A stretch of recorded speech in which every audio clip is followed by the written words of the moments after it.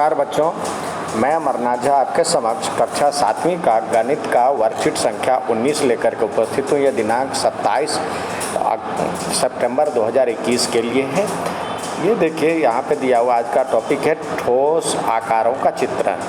तो आइए देखिए यहाँ पे लिखा हुआ अपनी पुस्तक को किसी मेज या ज़मीन पर रखिए और इसके चारों तरफ रेखा खींचिए।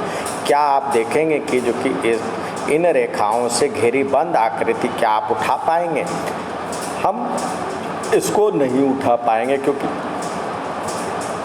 इस आकृति को केवल लंबाई और चौड़ाई ही होती है। इसमें मोटाई या ऊंचाई नहीं होती है या ना गहराई होती है, जिससे आपको पकड़ में नहीं आ सकता, इसलिए हम उठा नहीं सकते। इन आकृतियों को द्विमीमीय आकृति कहते हैं। दो बीमा लंबाई और चौड़ाई होती है। जैसे ये आयत है, इसको हम वृत्त कहते हैं, और ये त्रिभुज है, और ये समलंब चतुर्भुज कह सकते हैं आप इसको।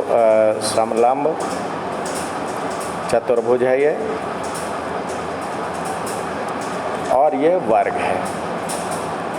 नेक्स्ट देखते हैं, इसमें दिया हुआ है अब क्या आप अपनी पुस्तक को उठा सकते हैं? ज़रा सोचिए क्यों। पुस्तक को तो उठा सकते हैं। अब कुछ ऐसी वस्तुएं जैसे अलमारी है, आइसक्रीम है, कोन है, पाइप है, बॉल, लूडो का पासा आदि को ध्यान में लाइए। आपने देखा होगा कि इन वस्तुओं में लंबाई और चौड़ाई के अलावा कुछ मोटाई या ऊंचाई या गहराई भी होती है। तो ऐसी आकृतियाँ जो हमारे पास आती है तो उसको कहते हैं हम त्रिमीमीय आकृति। जैसे इसके या 3D कहते हैं। जैसे ये बेलन है, ये हो गया आपको घन, और ये घनाभ है। घनाभ, यहाँ पे घनाभ लिखे, और ये कोण है, और ये घन था। ठीक है, अब आइए आगे देखते हैं क्या दिया हुआ है। यहाँ पे दिया हुआ है ठोस में। अब किसी ठोस आकृति के भाग जो दिए हुए हैं, अब देखिए इसमें फलक, किसी ठोस आकृति के सपाट पृष्ठ को फलक कहते हैं। जैसे इसमें यह फलक है। आपने डाइस देखा होगा जो कि पासा जिसमें 1 से लेकर 6 तक लिखा होता है, अलग अलग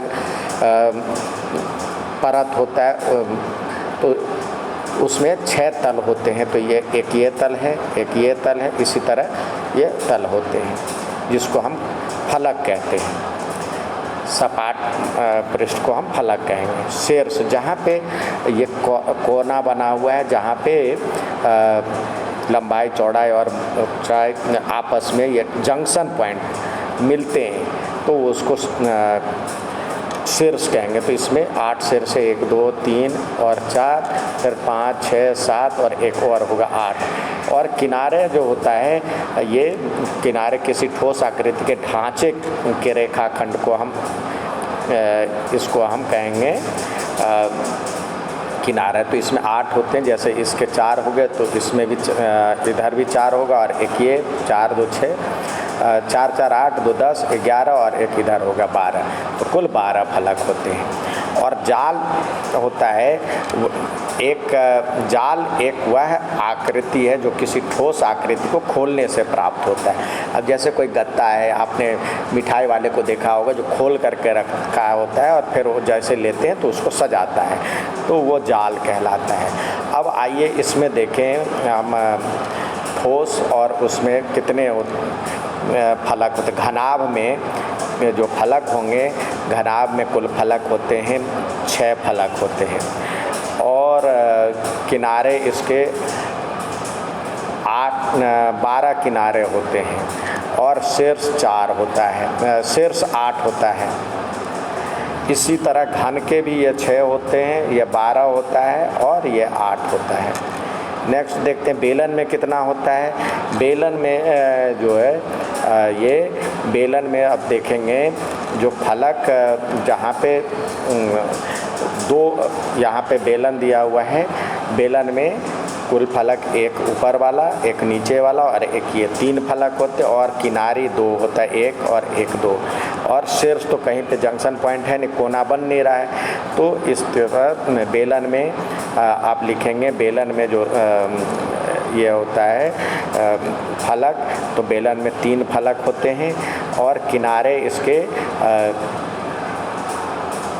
2 किनारे होते हैं, जैसे एक ये किनारा और एक यहाँ पे किनारा, 2 किनारा होता है और शीर्ष इसके 0 होते हैं। इसी तरह शंकु जो होता है इस तरह होता है, तो इसमें शंकु में एक ये फलक होता है और एक ये फलक होता है, तो 2 फलक होंगे, शंकु के फलक 2 होंगे और किनारे इसके एक ये किनारा होगा, एक ही किनारा होगा, किनारे 1 होगा और शीर्ष इसके 1 होंगे। ठीक है।